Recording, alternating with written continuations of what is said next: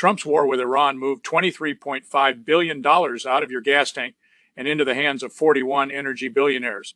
Oxfam counted the transfer down to the second, $1,000 every time one of them blinks. That is not a figure of speech. It works out to about $300 million a day landing with the men who own Chevron, Shell, Exxon, BP, ConocoPhillips, and Total Energies, tracked on Forbes' own real-time list from the first week of the strikes through mid-May. Here is the mechanism because it is worth understanding. A war in the Persian Gulf spikes the price of crude. You feel it the next morning at the pump.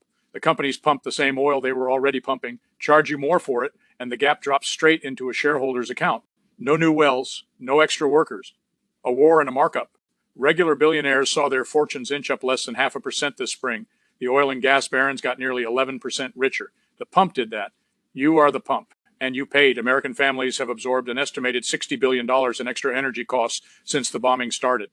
The UN projects the war will push another 32 million people into poverty by year's end. Food prices this spring climbed 3 times faster than the same months last year. Here's the part to keep in your back pocket.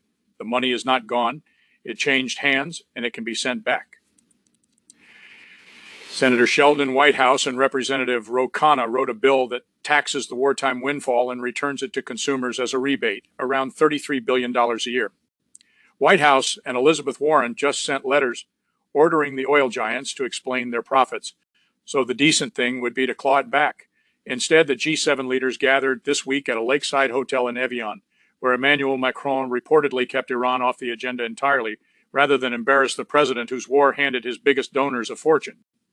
Read that twice. The men who cashed in are honored guests. The war that fed them is the one topic no one at the table is allowed to raise. Oxfam's director Amitabh Behar had a name for leaders who tiptoe around the man who caused the damage instead of confronting him. He did not call it diplomacy. He called it cowardice. A ceasefire may finally be taking hold. Crude will drift back towards $70. But the $23.5 billion already moved, and it is not moving back on its own. It is sitting in the accounts of Trump's donors right now, growing by another $1,000 every time one of them blinks.